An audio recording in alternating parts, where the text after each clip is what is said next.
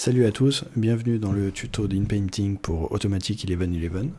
Donc on va utiliser l'InPainting de base qui est dans Image to Image.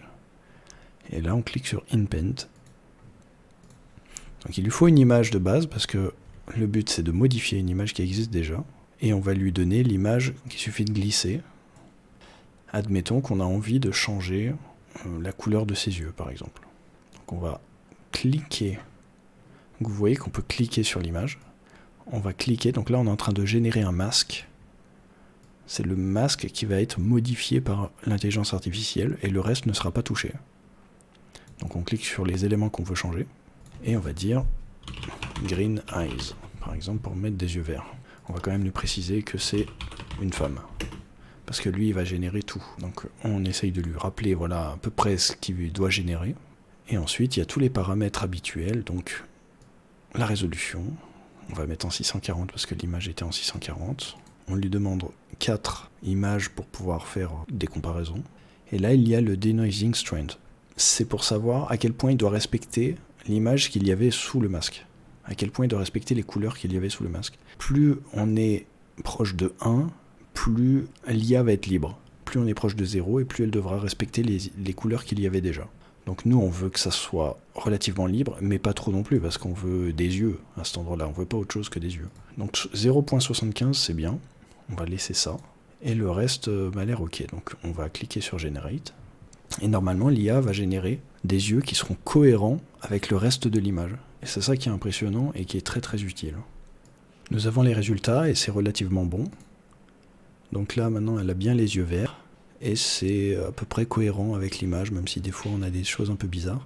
Donc ce qu'on peut faire, c'est réduire le Denoising Strength pour avoir quelque chose qui est de plus en plus cohérent avec l'image qu'il y avait avant.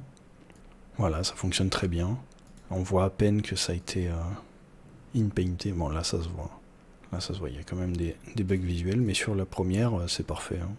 Donc on a aussi une autre version de l'InPaint, qui est InPaint Sketch. Donc on va cliquer dessus, on va renvoyer l'image qu'on avait, voilà, on va pouvoir choisir la couleur. Donc là quand on clique ici, on peut ouvrir la palette de couleurs, on va mettre du bleu, voilà, on choisit du bleu, on referme la palette, et on va lui peindre du bleu dans les cheveux.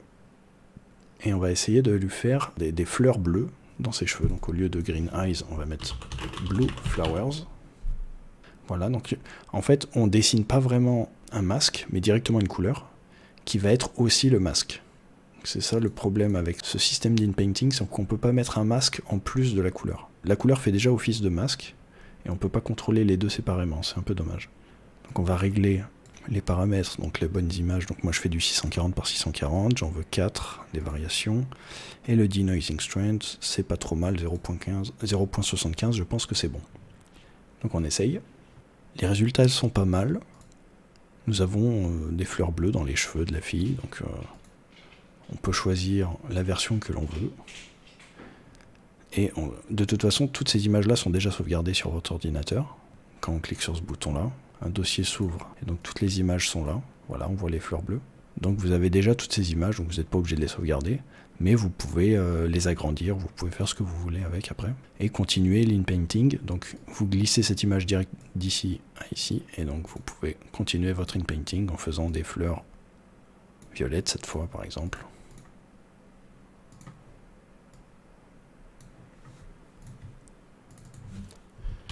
Purple Flowers.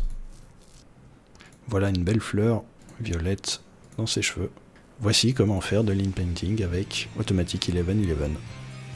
N'hésitez pas à poser vos questions dans les commentaires si vous en avez, et abonnez-vous, je vais faire d'autres tutoriels du même genre. Merci à vous, salut.